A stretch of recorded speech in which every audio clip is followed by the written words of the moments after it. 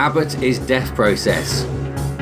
This is the Science Fiction Rating System, the podcast that aims to rank every science fiction film from 1 to infinity. I am one of your hosts, Sam Draper, and I'm joined, as ever, by Chris Redding. Sorry, I'll put in some chewing gum. I can't do that during this. Hi, how's it going? Good, thank you. I'm taking it out now. Cool. And Alex Humphrey. Hello. I should have been taking a swig of coffee, shouldn't I? Yeah. So that we could have had equally weird intros. I was about to say we need to be on best behaviour because we've had an uptick in listeners since last week. Got some new people. Ooh. So and we're doing the least professional intro I think we've ever done. So, at least hello, new listeners. Were they listening to that episode though, or were they listening to other episodes? The stats suggest people are going from the start and listen all the way through. Wow. Oh dear. So they know how shoddy we are, so that's okay. It's commitment, that is. They probably won't get this far. They'll probably get like 50 episodes in and think, oh man, it doesn't change, does it? It's the same shit every week, so I'll give up. But yeah, if you are listening and you're new, this is the podcast where we put a big list of science fiction films together. Go and see the list at sciencefictionratingsystem.com. We had 3 films every fortnight. And this week it was 3 films suggested by, I've forgotten his name, Daniel Fitzsimmons, the director of Native, which came out on Friday. 2 quite good reviews. I read a review on The Guardian. Yeah. It was quite positive, so I'll be looking forward to seeing that. But in the meantime, we watched 3 films that inspired his work. And should we just get straight into it? You can read his big quotes about each film, can't you, on the show notes for the preview? That's true. Yes, if you go to sciencefictionratingsystem.com, all his notes are there. And we talked through it all last episode. Yeah. Did you put the trailer? Now we should post a trailer of his. Yes, we'll put his trailer. I put it in the show notes last time. We'll put it in this one as well. They were good films. Pretty good. Yeah. It's an interesting week, definitely. So let's start with Solaris, shall we? Yes. Who wants to go first? Chris. Have you seen, just out of interest, have you two seen or read or aware of this story before this film? Yes. You've seen the older films, yeah? Well, I saw this film before the old film, but I've also read the book. Okay, cool. And I'd seen the Russian film, but I haven't read the book. Right, okay. How about you? No, I hadn't. This is it. So have you seen it before now? Yes. You had, yeah. Yeah, because I watched it when I was making Somnus. I thought that. Yeah. Well, we'd already started making it, and then one of the actors goes, "Oh, you should watch this." So because there's a dead wife theme. There is. But yeah, the trailer was terrible compared to. It really was. Oh yeah. So definitely. I was expecting missold the it worst. massively, didn't it? Yeah. But actually, I kind of liked how it ticked along. It had a nice mood to it. I like how it was edited. I like how the story was told. There wasn't too much in between scenes. Yeah. Yeah. Which was a weird way of telling it. Well, because you don't normally see that in sci-fi. I think all 3 of these films do share, don't they? Like good editing like that. Yeah, you sort of have to connect the dots a bit, which is quite fun. Yeah. And I actually quite like George Clooney. I think he's a good actor.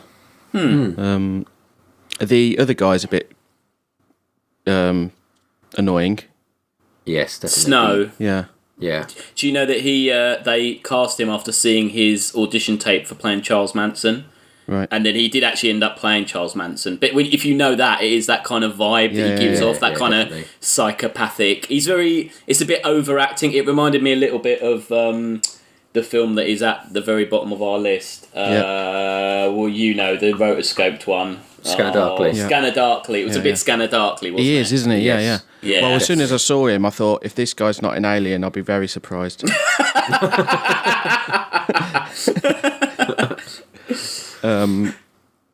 So, I mean, I like how the mystery is unfolded.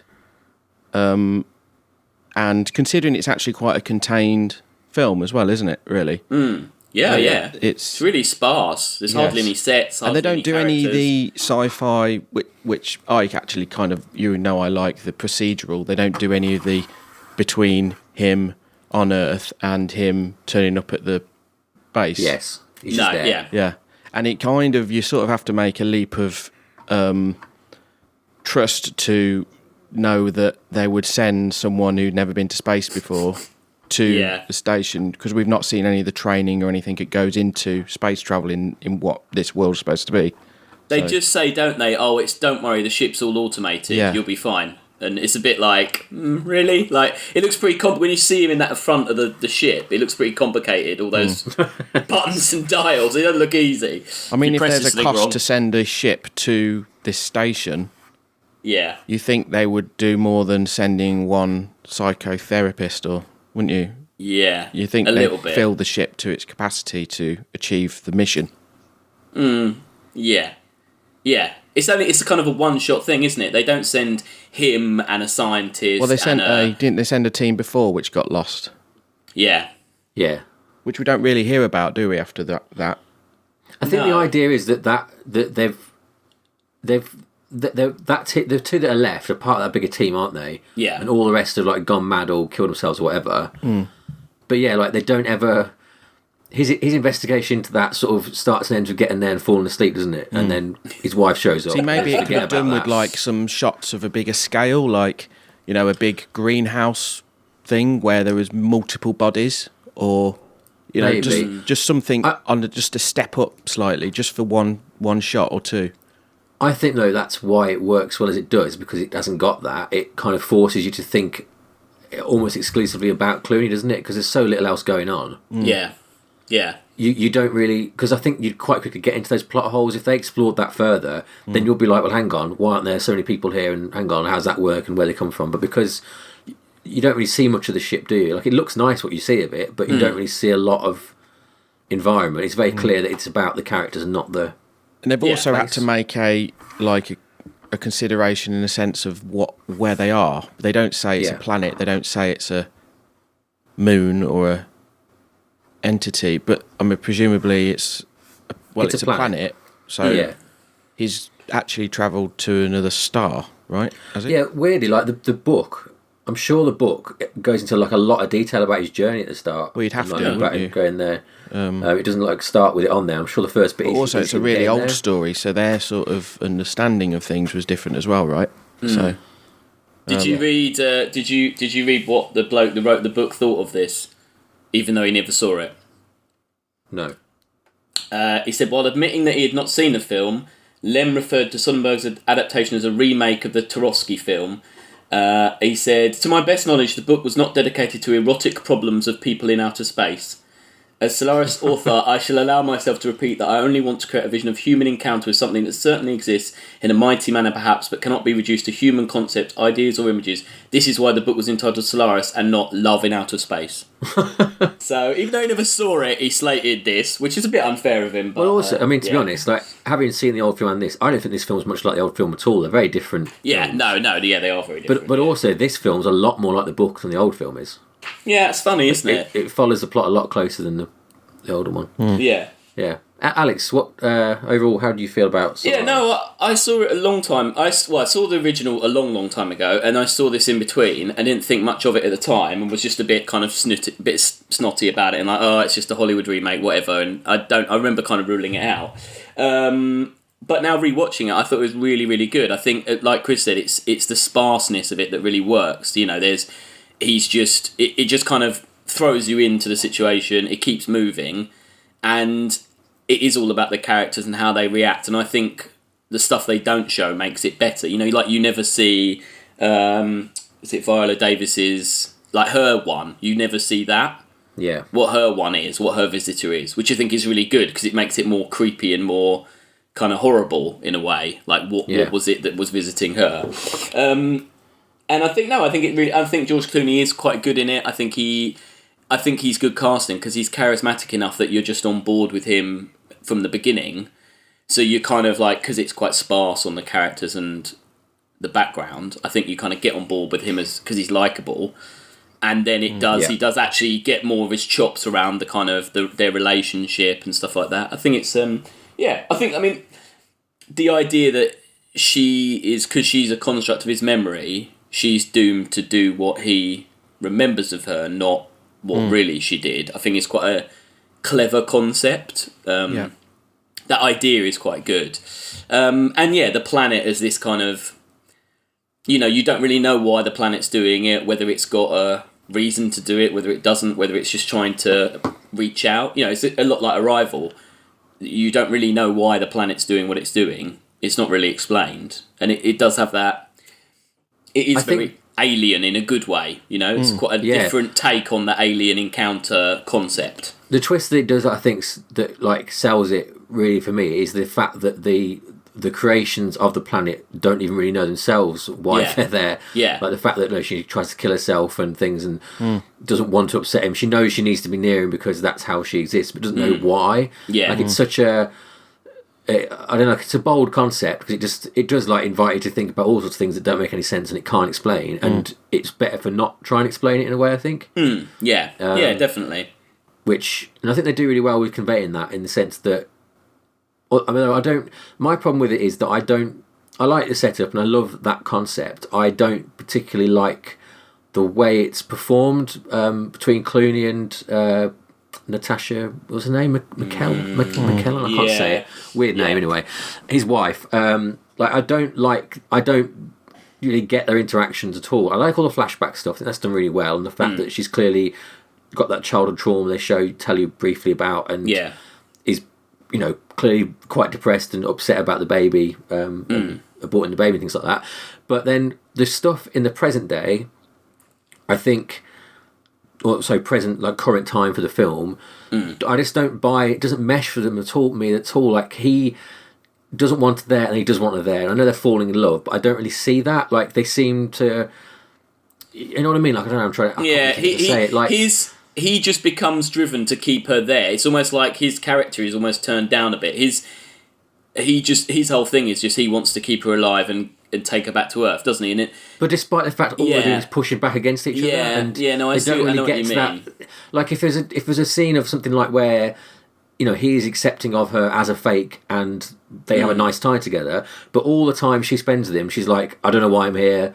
He either wants to kill her or she wants to kill herself. Yeah, and it's like they're missing a bit of it in a way. For me. I guess might be just selling like he doesn't even know why he's trying to. Keep her there, like it's like a primal thing within it's the guilt within him. Well, that's what I was going to say. I think you're just supposed to believe it's his guilt. His guilt for like letting her die or not stopping her dying. Basically, I thought that was what it was. I just don't buy it though. I just didn't really work for me. It was supposed to be Daniel Day-Lewis as the George Clooney character, which would have been very very different. I don't see how he would have gone all method on this.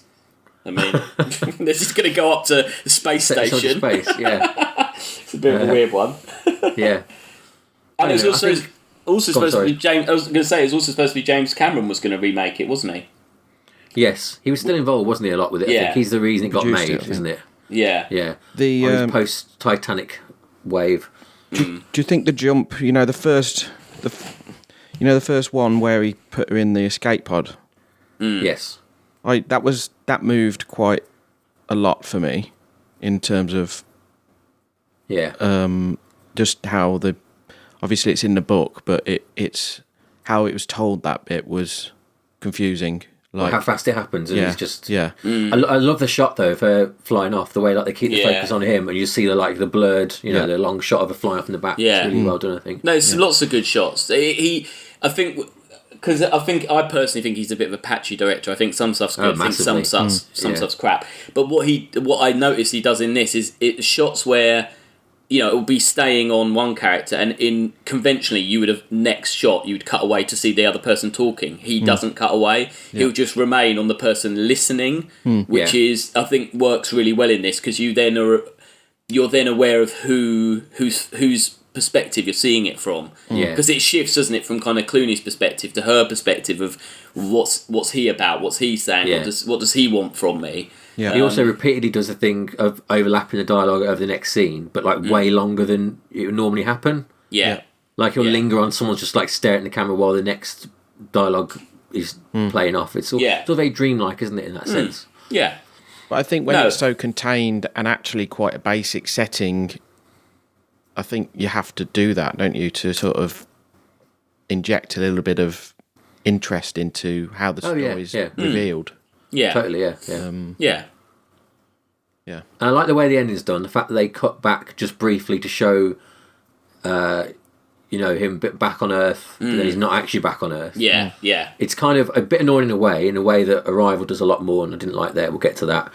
But because they don't really labour the point too much, you just see him like going, "Oh, I tried to smile" and stuff like that. Yeah. Back on Earth, and then just straight back to cut to him being left on the ship. What's the end of the book then, Sam? Like that, he stays. Oh, on the okay. ship. Oh, okay, good. I mean, in the book though, I'm sure they. I can't remember it's whilst I read it, but I'm sure they actually attack the planet.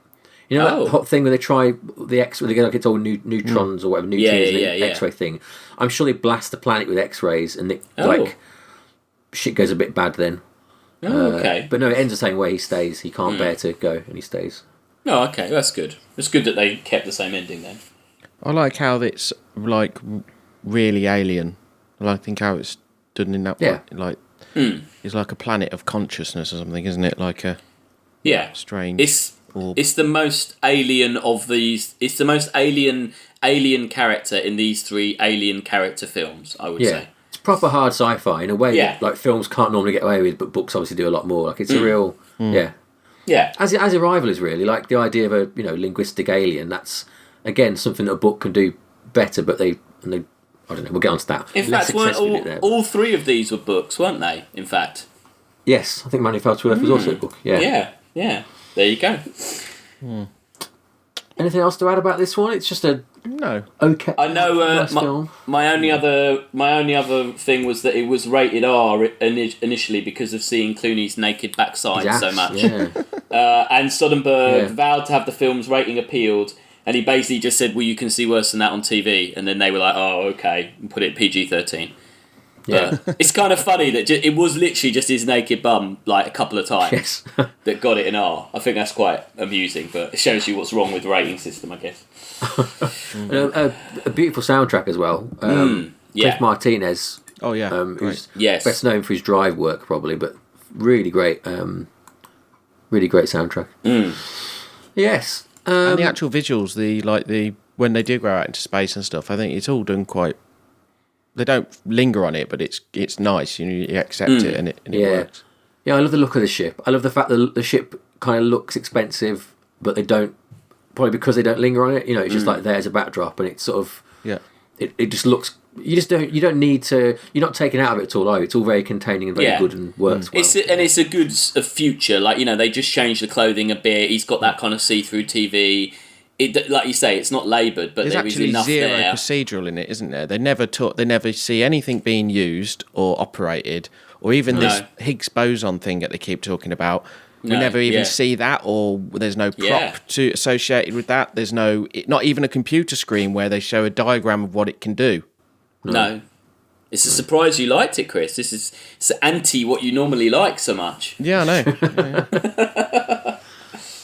But it is a lot like there are a lot of comparisons to this in Somnus, aren't they? Like it is I'm not saying you ripped it off, but like the that sort of sense of isolation and left in space. Yeah. And Red Dwarf. And Alien. And Alien. Like it's like that. It's like the middle bit of Alien, isn't it? Yes. Yeah. Oh, sorry, the start bit of it, first bit of Alien. Yeah, it's a good thing. I like it. It's a good.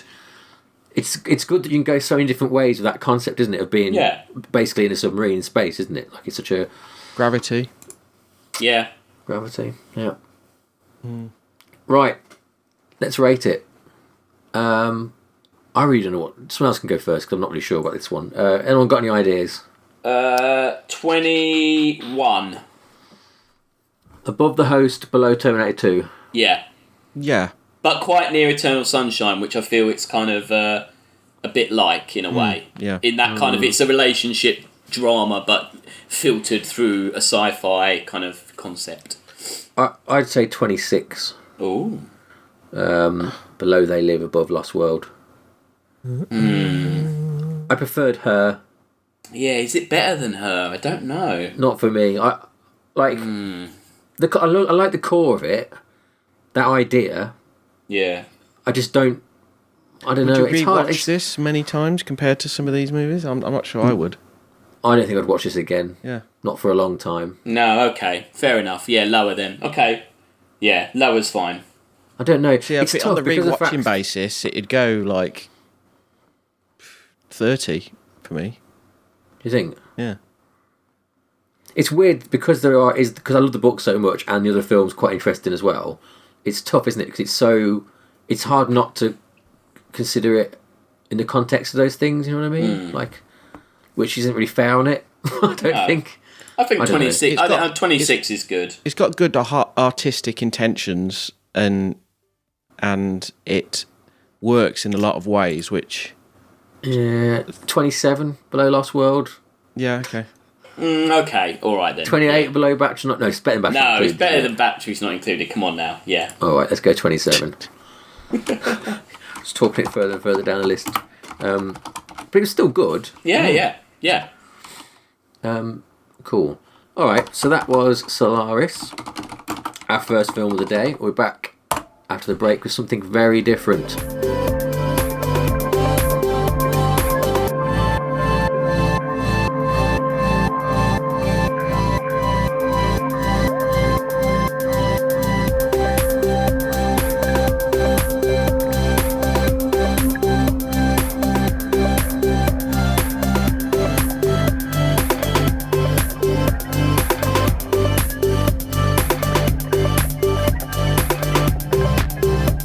And we are back with our second film from 1976, Nicholas Roeg's The Man Who Fell to Earth, starring David Bowie as the man who fell to Earth in search of water. That's pretty much it, though, isn't it? I guess you're really. right. Guy looks for water. I'll start this time. So yeah, this was a weird film.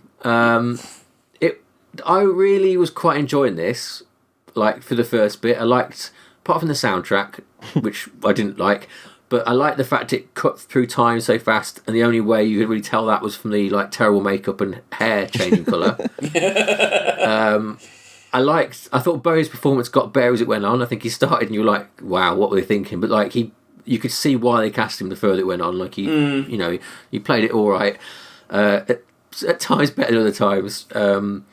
And I think Rip Torn is really good in it as the strangely lecherous college teacher who becomes obsessed with Bowie and then employed by Bowie.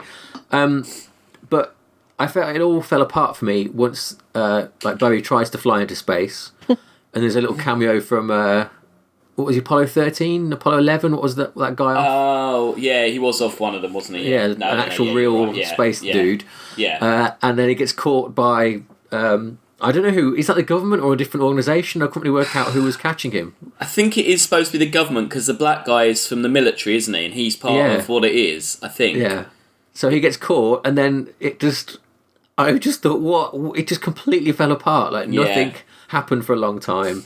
Yeah. Everyone was terrible, but I thought the ending was fantastic when he's just.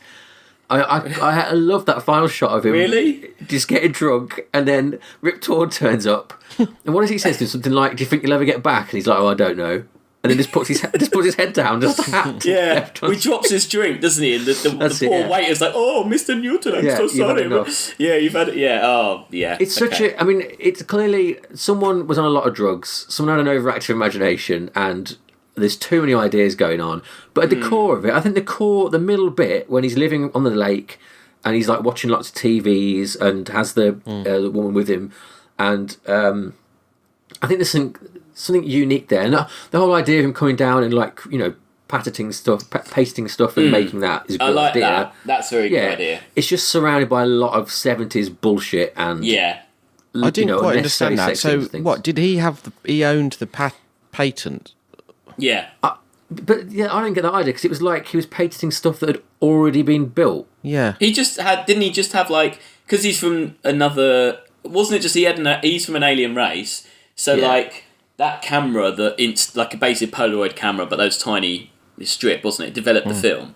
So that's just a thing where he comes from, and that the everyone knows CD player about. that was like balls inside the light thing. Yeah, that one. Yeah, so he's just like, oh, here's some inventions that I know how to build somehow. I think the bit that confuses it is when he first arrives and goes to the lawyer, and that lawyer's like, oh, we can take down RCA with this, we can take down this with this. It sounds as though he's like got the patents for like vinyl. Yeah. Because they're not patents you're talking about, they're inventions, aren't they? No, No, you're right. Yeah. Oh, yeah. It's like he was weird. like predating other people's inventions. Oh, no, hold on, no. It's because he's been there for longer than we think he's been there. Because do you remember when he's driving in the car and you see the Hicks and they're like, oh, mama, look, there have been some come down from space. It was a bit like that. That was a good scene, yeah. Yeah, but is that implying that is actually when he arrived? So he does have the patents.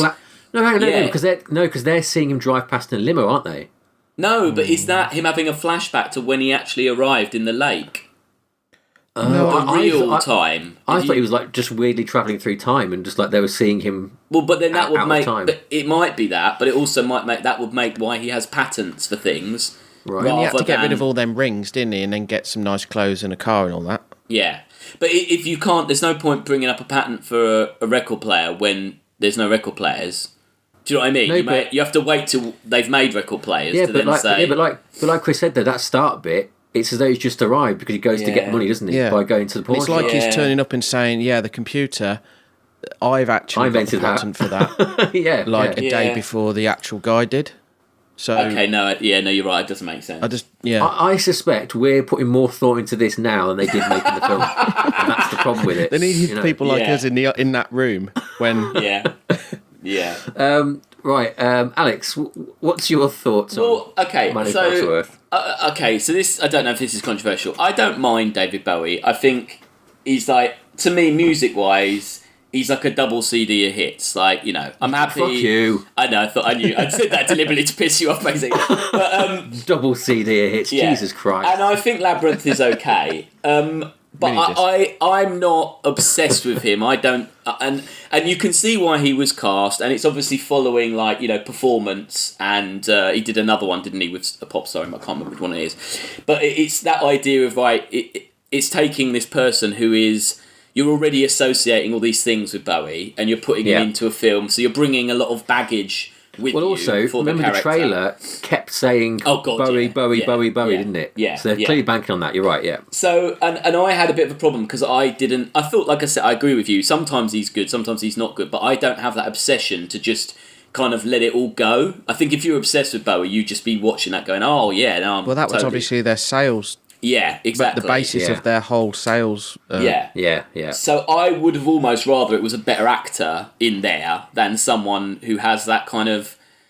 Do you know what I mean? Like, I think... I can see why they did it, but I think maybe a better actor would have made it a better film. Definitely, yeah. And I think there's some interesting ideas in there of, like, the idea of an alien being here for so long and, the patents thing and all that. But I just thought it got bogged down with, the 70s-ness of it, and I don't think, like reading about what people think of it is, it's like supposed to be like this, like, Jesus story of this poor, or this person, the innocence corrupted by humanity. I just didn't really see that. He didn't seem to be having a bad time. Even when he was in prison and they were cutting his nipples off and jabbing him in the arse, he still could get a gun, he got the woman back, he was still eating nice food. There was never any kind of like danger or... What was the point of them keeping him like happy and rich? I don't know. And like, why not just kill him? And why couldn't they prove he was a fucking alien? He was obviously an alien. Why couldn't they get his nipples off? No, but why couldn't...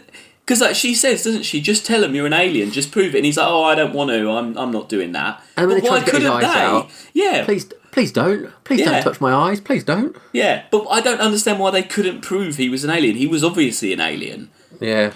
Just take his wig off. Or it was, that was kind of driving me a bit mental. And I agree with you completely that it's all building quite nicely, and then when they capture him, it just seems to take this sideways move that you're just like, oh god, there's another hour or whatever it was, and I just didn't. I couldn't. I was like, I'm out now. This isn't. It was too long. Yeah, it was way too long. I was out when we saw his alien family. Oh, that was just hilarious. Yeah. Yeah. Oh, and they're at the alien train track. The fact they live on a house that's just on a big long bit of metal going through the desert. Yeah. Odd. So, Chris, what's your overall view? They're obviously a highly advanced race. Living in a little wattle and daub hut. Yeah. On a track. Yeah, completely mental. Hell of a lot of nudity. A lot of cock. Yeah, Bowie cock. And rip-torn cock. Yeah, yep. Which you don't see nowadays. No. What sort of release did this have? What was the rating? And It had an R. It was, yeah. so it had a particular fan base. It's very like, of that era, isn't it? That kind of thing. I liked the bit where when he was turning up and it was all that opening bit I quite enjoyed. When we got to the lake and it just started dragging a bit for me, after the first 40 minutes.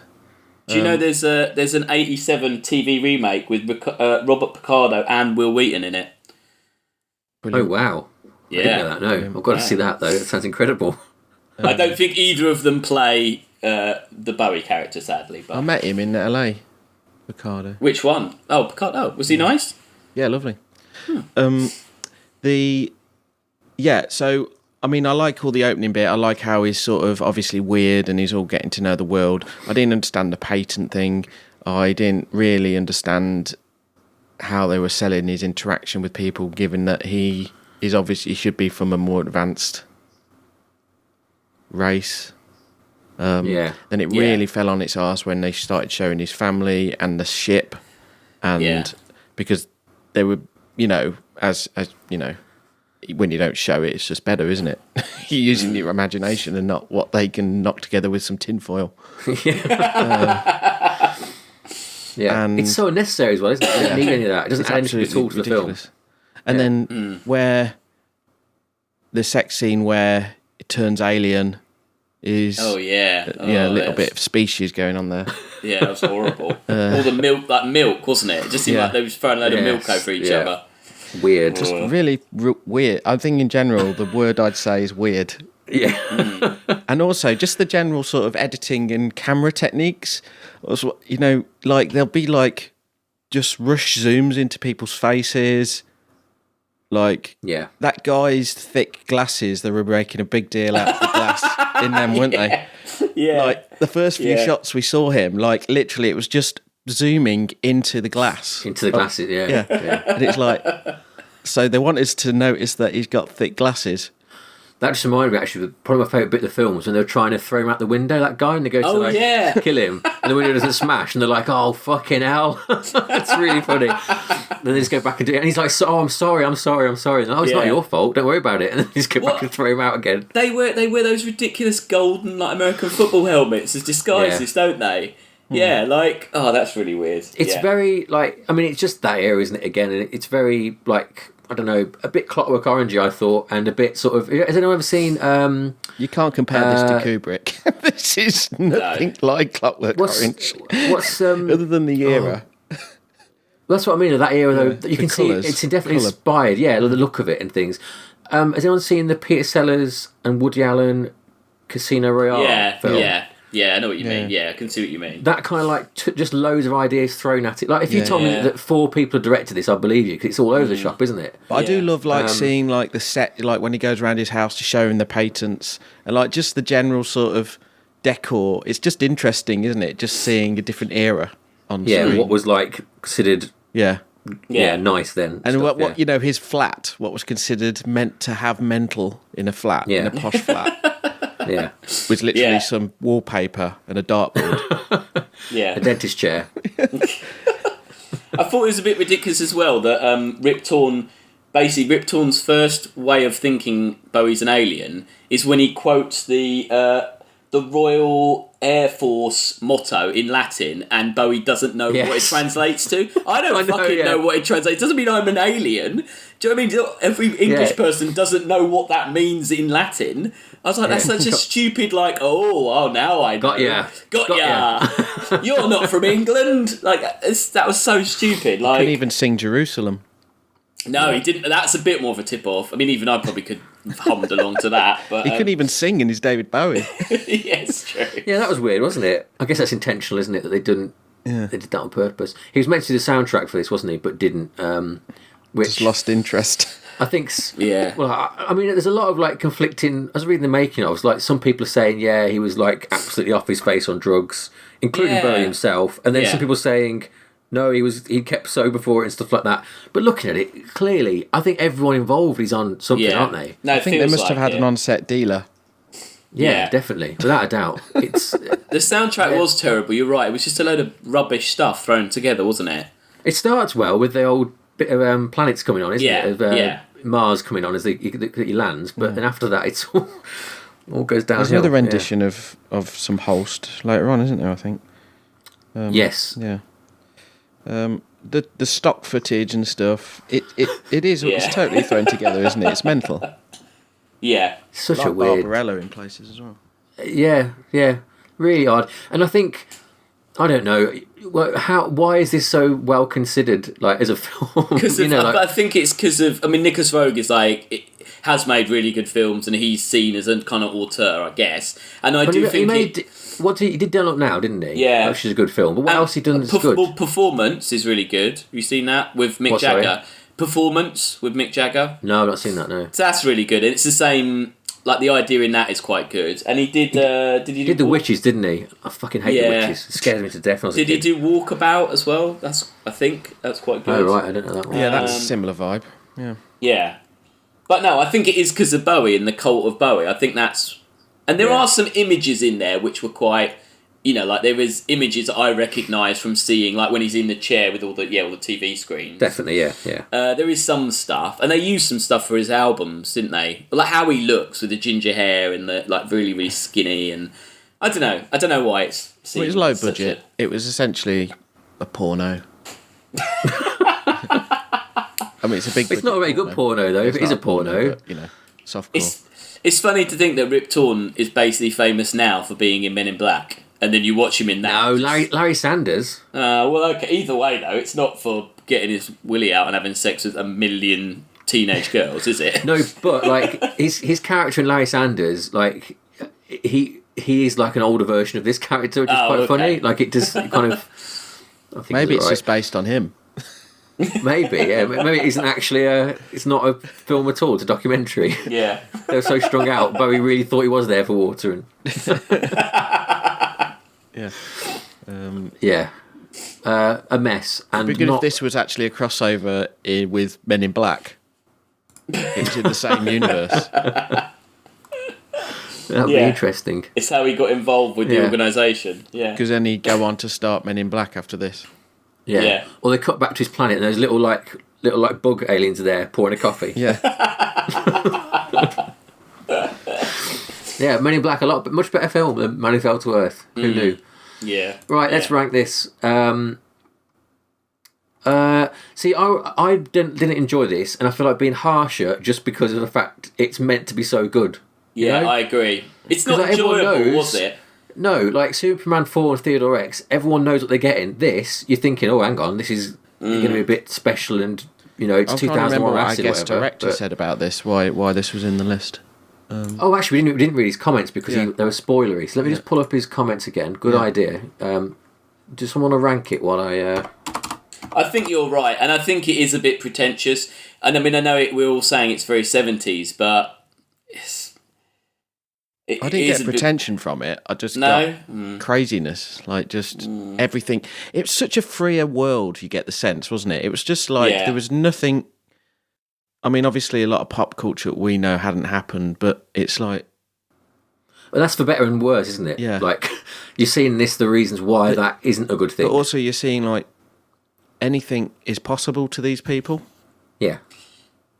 Although, I mean, he did still have trouble getting this released because of all the cocks and ass and stuff. Anyway, here's what Daniel had to say about it. In any list of favourites, I think a Nicholas Roeg film should be somewhere near the top. This is not your list. That's not going to happen. On the last day of filming Native... Oh, no, I've read this bit about it. Get the DVD, that's it. Oh, yeah. What was the spoiler bit? Right, so here we go. In some ways, I was inspired to write Native by imagining Newton's journey to where he ends up at the start of the movie. Newton is a fascinating character with a simple need, but buffeted by human manipulation and even the film's own sense of time. It's an interesting point. The way he is seduced and ultimately imprisoned by Earth's vices and the whims of an uncaring capitalist structure is brought to bear in a magical way.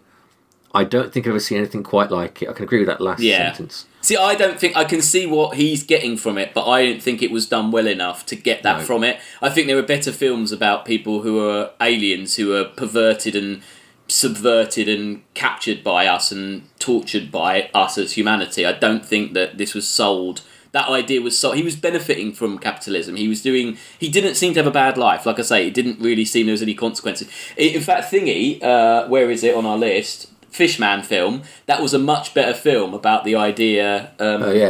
Way better. What was that called? Collective Invention. Yeah, that was a way better film about someone being kind of perverted and kind of being manipulated by society and. It was also told in a language which we understand. This was told in a visual language which is crazy. Yeah. To us now. Yeah. I don't think it's even to us now, though, because there's plenty of films from that era that you can watch and still... Oh, yeah. It still work. I think it's like giving it we're not an aware out of what's on TV. Like, TV then was mental as well. We only think of, like, Kubrick as being the high watermark of what it was in this era, but he really was the high watermark for a good reason. I don't like Kubrick. He was light years ahead. Massively overrated. Yeah. We don't have to have that argument. Okay, then we can say, like, George Lucas or Spielberg or whatever, but anyway, I think this would stand up to a really good modern remake. Like, I agree. A comedy remake or like a I Will agree. No, Ferrell thing. I think this story, the core of it, definitely. That capitalist thing, if told properly, is a great idea. Yeah, I agree. I think this is one of the few films where I've actually thought this like a could actually Brewster's do Millions with version of this. Yeah. The problem is, marketing-wise, it would be like Lady Gaga, or it would be whoever our equivalent of Bowie is now. They would go... Yeah, they would put them in because they would just see it, that was the film, not that the film was about an alien. They wouldn't put a good actor in, sadly. But I think a remake of this would be good. But where are we going to put it? Where's it going to go? I think this should go at number 59. Below My Stepmother is an Alien and above Serenity. Any advances on 59? See, you've hit that bad area for me because I would watch The Guyver and Universal Soldier again in a drop of a hat, and I would never watch this. I wouldn't watch this again. So I would say 60, lower, 61, above Armageddon. Okay, Chris. Yeah, I'd take that. Yeah, I'd probably say 58, 59, 59. What do you say, like 62, 61? Yeah. Should we say not as good as a guy but better than Universal Soldier? Compromise. Yeah.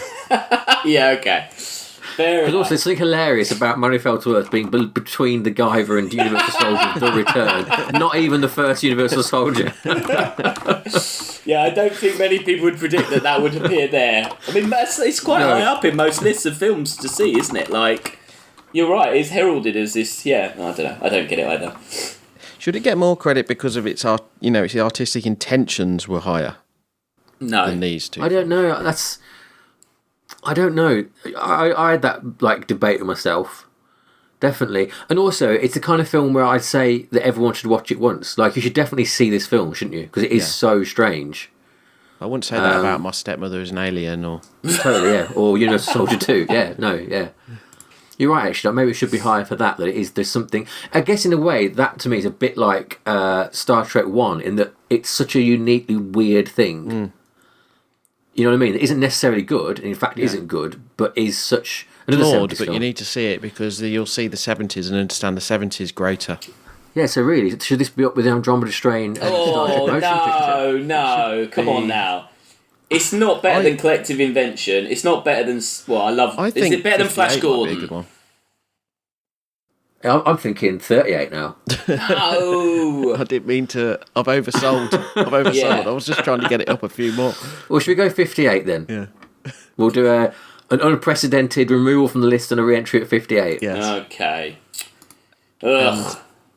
If you're out there, whoever directed this, you owe me. Nicholas Rogue. Yeah, I don't Nicholas know. Rogue. I think he might He's be still dead. alive. Oh, is he? Oh, okay. Well, he might. No, be he's still alive. Yeah.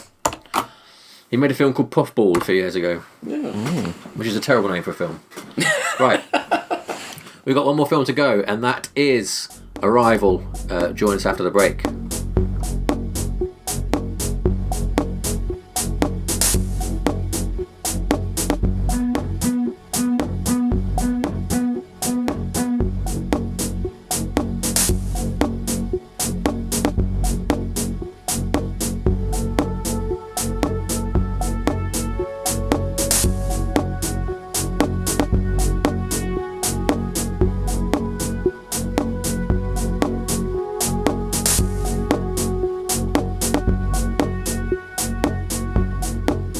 And we're back with our third and final film of the day.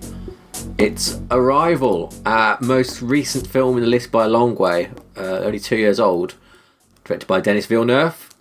And Alex, you'd not seen Arrival before. No, I hadn't.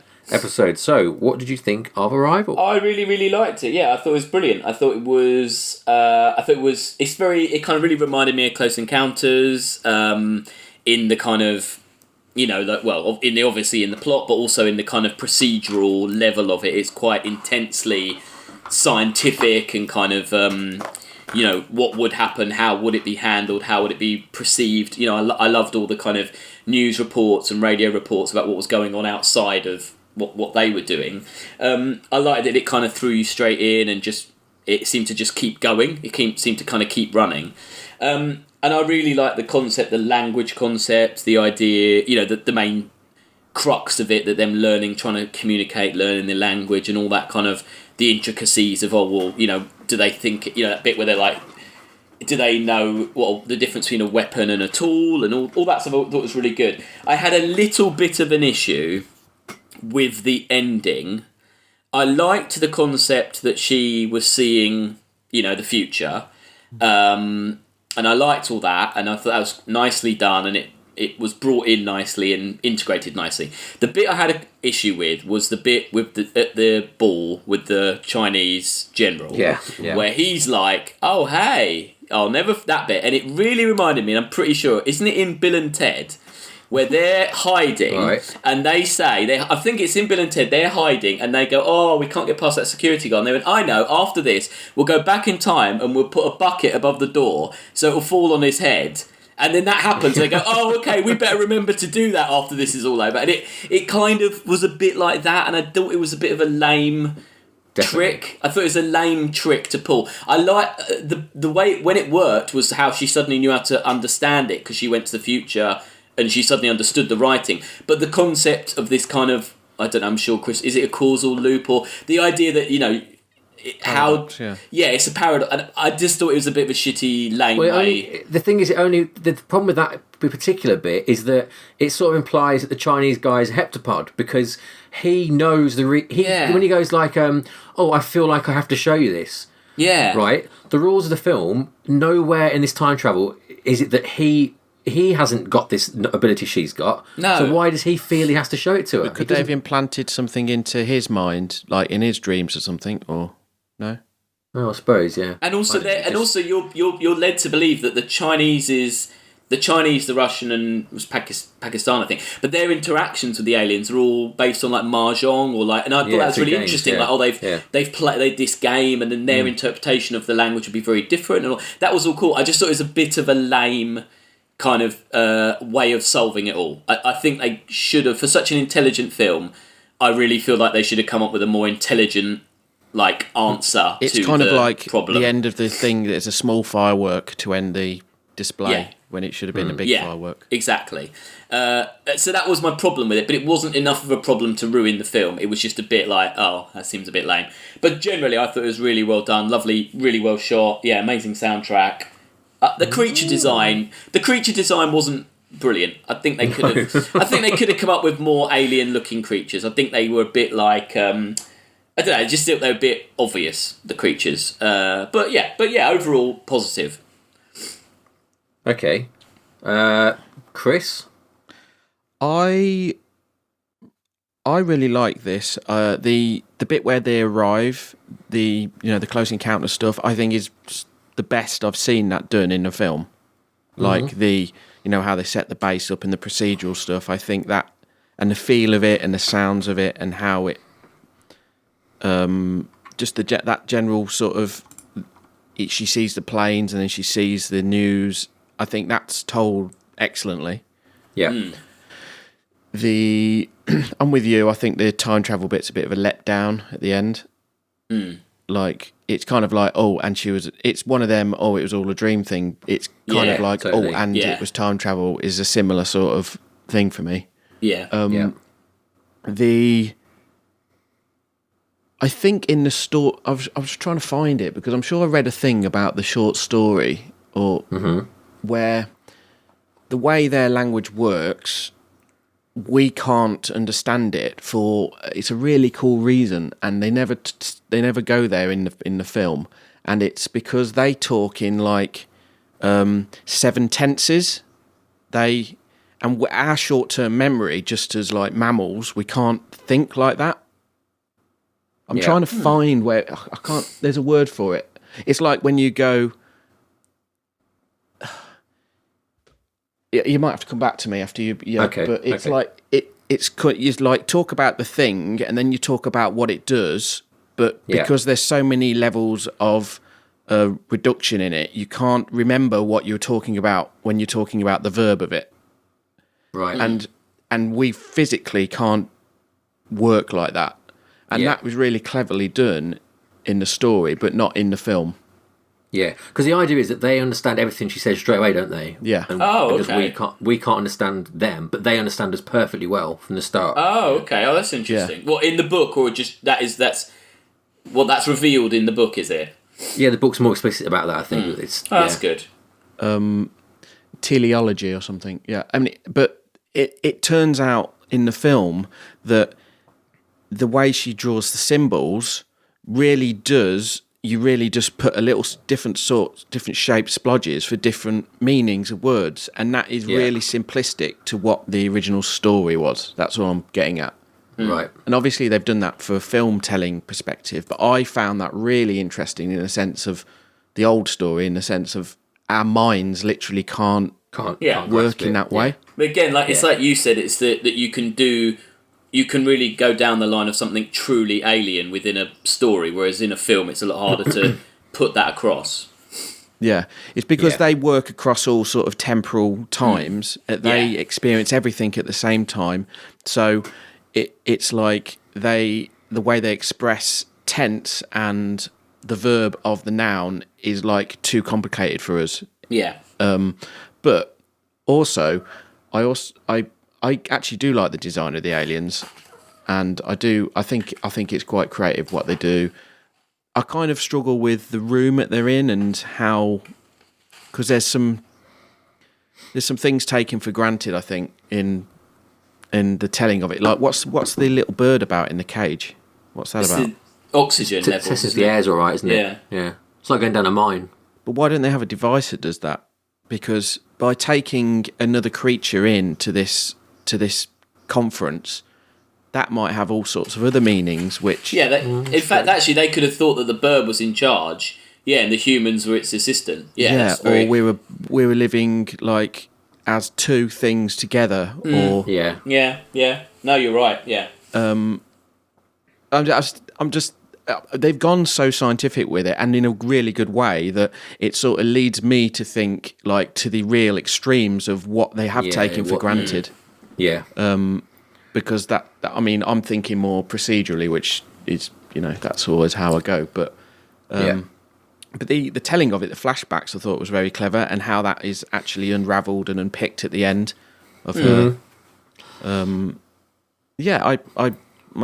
massively enjoyed it. I'm with you in the sort of sense of how she was communicating with that Chinese guy at the end. I really love how the different countries went about it in different ways. They could have really played on that more, I think. Yeah, definitely. Yeah, no, that's actually really interesting, and you feel there's more there, but you don't really get to see it because you're just seeing it from their perspective. But yeah, that would have been... Yeah, in fact, if it was like almost a TV series and each episode was a different country's ways of dealing with the aliens, that would be really fascinating. Right. So Oh dear. Here we go. Here's my thoughts on this film. For starters, start and the end of it, brilliant. I think that's mainly down to Max Richter's song, whose name I've forgotten. Is it like Shades of Daylight? On the Nature of Daylight. Beautiful piece of music. And both times I've seen it, I've been in floods of tears at the end. That last 5 minutes of us seeing the flash forward of the life of the daughter. Oh, slays me. Absolutely slays me. Brilliant. Right, but having said that, I have got massive problems with this film because I don't like that the only way the twist works is by sort of miscommunication to the audience. And I understand that it can't work any other way, but the idea that if all we knew was she is not married at the start of the film, and they didn't have that thing where she gets back to her house alone and she looks all sad on the phone to her mum and things like that, like we're misdirected so much that the trick feels cheap to me in the sense that it's all relying on just like two tiny little bits of information, or even one. Like if we knew she was married from the start, you'd all the way through thinking, well, hang on, this is she hadn't been married. You're thinking, well, this isn't right. You know, there's something going on here. Things, and that when you get to the end, you get that twist. It's nice to get that twist, but then I just think it just feels so cheap to me. I don't like that kind of thing, and that's a problem I've got with a lot of films like this. Which I wouldn't have done at some point in life. It's like why I don't like Fight Club now. I used to love Fight Club, but I hate Fight Club now for that same idea of it's not clever. It's just withholding information to make a point, to make a twist, to create thing. I understand why it's there. It's got to do it, you know. But that's not my only problem with it. I also hate all the dialogue between Jamie Renner and Amy Adams. I don't. Their relationship for me, I can't stand it. Jamie Renner's character is just makes my skin crawl. I don't know why. The way he talks. I do like him generally, but he's not that believable as this scientist character. I don't buy him as a scientist. No, not at all. He's bad casting, sadly. Yeah, and my main problem with it. I don't buy any of them as scientists. Well, that's the thing. My main problem is that a lot of the tropes it uses are things that are in Armageddon and films like that we hate. The pushy army, the scientists, like.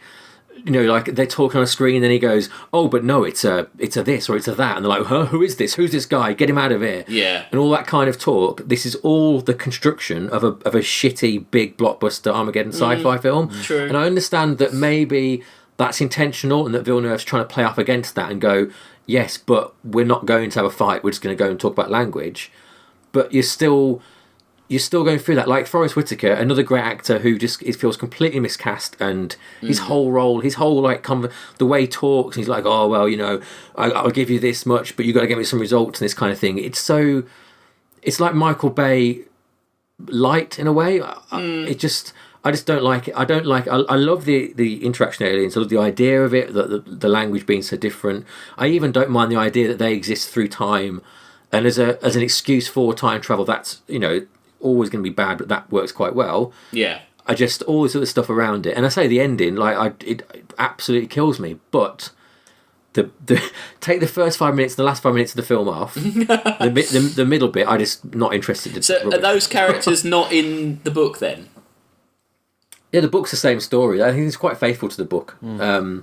Like so the book does start with her as well, like saying she's talking about her daughter's life at the start of the book, even. But I don't think the short story is very good. I just don't like it as a concept. I don't think it's. Yeah. There's just some little interesting things as far as communication and that type of stuff, which is it hits on, which is really cool, which you don't normally that level of. Yeah, I agree. Yeah. Of science you don't normally get, which it's not. Yeah, it's not normally the story they tell. If they tell a first contact story, it's not normally but how do we talk to them? Like that's massively. It's realistic. That's what's that's positive the about idea. it. I'm not arguing with that. That idea is brilliant. I love that idea. Like that is a fantastic idea. But the story they put it in, and the characters they put it in, and the way they tell it, none of it for me matches up or works. Apart from, as I say, the very start, and like Chris says, the way they do the shot in the university of them all getting the news and stuff. Yeah. Until she gets, in fact, until Forrest Whitaker turns up in her office. First Contact is doing really well. Yeah. I think, on this. Yeah. I just it's got a lot of Gattaca feel to it. Yeah. It's called Center-Embedded Linguistics. I've just looked up. So it's when you go. Okay. It's like when you put all the objects at the beginning and then all what they're doing at the end. So like a man, that a woman, that a child, that a bird, that I heard, saw, knows, loves, and you put all the meanings at the end. Oh, okay. And I think in the book there was like 15 levels of that. Right. So you can't... that's why they're seven-limbed, I guess. Yeah, well, it's just that they think differently, and that I think that they think differently is a good. That's a really good like theme, isn't it? Yeah, definitely. Yeah, and like Solaris, that's the thing that those two films do that isn't explored often, is it? That idea of something being so alien we can't even comprehend it. Yeah. Which is good. And I'll say one other positive for it. The naming of Abbot and Costello as the aliens. Do you know why they're called Abbot and Costello? No. It's because of... Do you know the famous Abbot and Costello sketch about the baseball players? Oh, yeah. Like on base one, it's who, and he goes, no, who's on base one? Who's on base one? Yeah. Oh, but what's he? Oh, what's on second base? And it's like a language sketch. Right. I'll put a link in the notes. And basically, if you think of them in this terms of that sketch, it's a spoiler for the whole film, because it's telling you about like how they're going to miscommunicate, like how they're going to misinterpret, weapon as tool and things like that. Which is a nice little Easter egg. There's also an in-joke between the scientists, because they would have heard of that, because that was probably told in their school. Yeah. It's a nice little Easter egg I read about afterwards, which I can't take credit for working that out at all. But when you read it afterwards, you're like, oh yeah, that's a cool little thing. The actual design of everything I thought was quite good, like the ships and the inking and the all that. And the wide shots of the ship just hanging there are beautiful, aren't they? Yeah, there should have been probably a bit more of that. I don't know. It just seemed like in the trailer I saw, like there was a lot of more like ships, like Earth ships and their spaceship and helicopters, and I think they even tried to sell that there was going to be a war at the end, like because they showed like loads of missiles being shot on the trailer. Yeah, they really throw you on the trailer. Yeah. Did you read what it is that she says to him that turns the tide of everything? No. Oh yeah, because basically, obviously you don't know what she says, do you, to the general? Oh yeah. Why it's dying words? What the words are? Yeah, what the words are. So basically, you don't know what's said, and when they questioned Villeneuve about it, he was like, "No, I'm not going to. No one will ever know. I'm never going to tell anyone." But the screenwriter was just basically revealed it because he said he worked so hard on the translation in Mandarin that he was a bit fucked off that it wasn't translated on the screen. So he was like, well, I'm just going to tell people because I want people to know. But it is, in war, there are no winners, only widows. So that's what she says. That's what her dying words were, and that's what Amy Adams says back to him. That then kind of, so I guess that's, but it's not, it's not hugely profound, but, it's interesting to know what it is. Odd dying words, really? Yeah. P.S. I love you, or look after the kids. How did she die? Was she like strapped to a bomb or something and sent into a war zone? That's the irony. She's the one at war, not the general. She was in fact during a battle that she got her head blown off, and that's what she said. Yeah. There you go. There must have been some Chinese influence going on again on this, like in Martian, where they have quite a pivotal role in saving the day. Yeah. They're quite negative at first, though. You do feel like it's Russia, China, isn't it? Yeah, and it's kind of like, you're going after the old enemies here a little bit, America. But yeah, you're right, and then it all kind of turns around, doesn't it? Also in that bit when they go, she's saying, why do we assume that aliens are coming out to get us? And the army guy's like, well, there's history of this, the English going over to Africa and stuff. And he goes, the Germans in Rwanda. I'm like, hang on, you're an American. There's one crucial, quite big thing you're missing out there, which you're not going to talk about. But, you're right when you said about the whole Armageddon thing, because his character, the CIA guy, is just really annoying. Like, he is such a cliched, like... Totally, yeah. He is an awful character. Yeah. Right, should we rate it? Well, where's it going to go? I'm kind of... I thought it would go quite high, but now I don't think it will. Personally, I would put this... it's really tough, as I say. I don't know. Sort of around 30, that kind of area. Independence Day sort of area. This is like what Independence Day didn't show, and what Independence Day showed, this didn't show. Yeah. I'm all right. Well, but do you think it's above Independence Day or below Independence Day? Well, Independence Day is about 62 high, so that's... No, it's not. I just don't get it with you. It's not too high. I don't know, 28, 29. I don't really know. Anyone else? Any ideas? Yeah. So I think batteries not included is too high. I think it's better than batteries not included. There's a lot of shit Yeah, all I think over the that's place, too which high is as too well. low or too high. It's just the way it's done. What have we done? Creating a monster. Yeah. Is it? Oh, but hold on, because we just. All we're going to have at the end of Solaris. this process is just a list. And No, it's a list of where the top will be the top and the bottom will be the bottom, and everything in between will make no sense at all. I'd put it one below They Live. Where's that? They Where's Live's They 25. So 25. 26. Above Lost World, but below They Live. Did you prefer this to Solaris then? I don't know. Chris, did you prefer it to Solaris? yeah. I probably would watch this again because I'd try and pick it more apart and look at that procedural stuff and really analyse it a bit more and the language I'd bits. put it above I could enjoy watching that Snowpiercer. again. You put it where, Chris? Just above Snowpiercer. Above Snowpiercer. Yeah. So you're saying 22, you're saying 25, and what did I say? 30. So,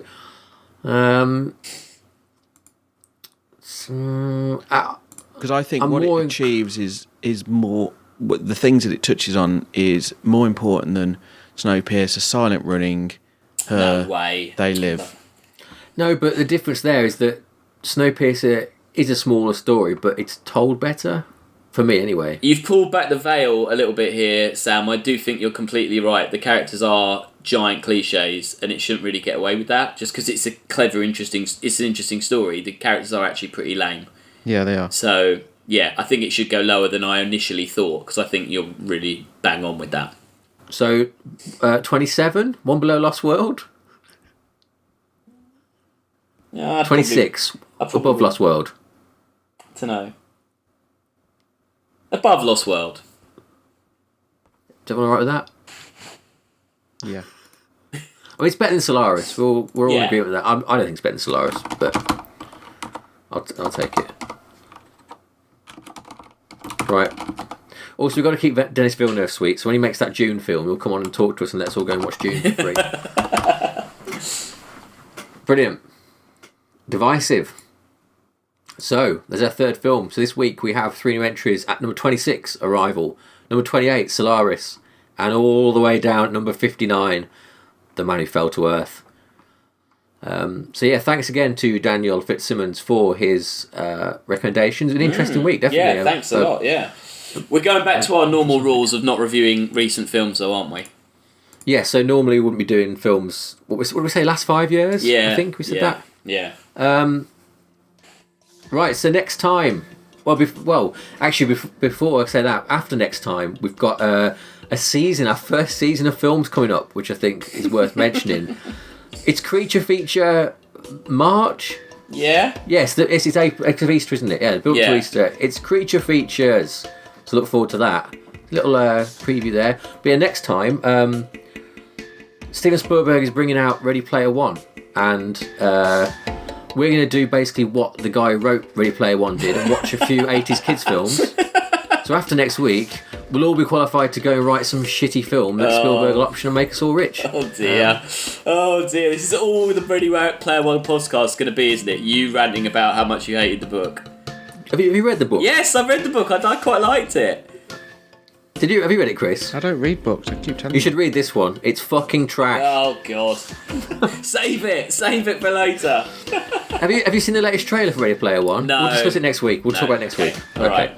Right, so that's it for now. So, have you still got that list, Alex, you made about all the stuff where we are? Oh, I do. We are at sciencefictionratingsystem at gmail.com if you want to email at us. Sciencefictionratingsystem.com for the website. At SF Rating System, Twitter, Instagram, Science Fiction Rating System, Facebook, SF Rating System, and we're on YouTube somewhere, and we're on, what else are we on? We're on Spotify. Yep, we're all over. Get us, listen to us.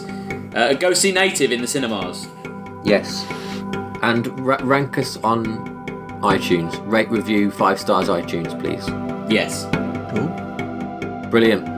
Thank you, Chris. Thank you, Alex. Thank you. We'll be joined next week for some 80s kids films. For now, goodbye. Bye. Bye.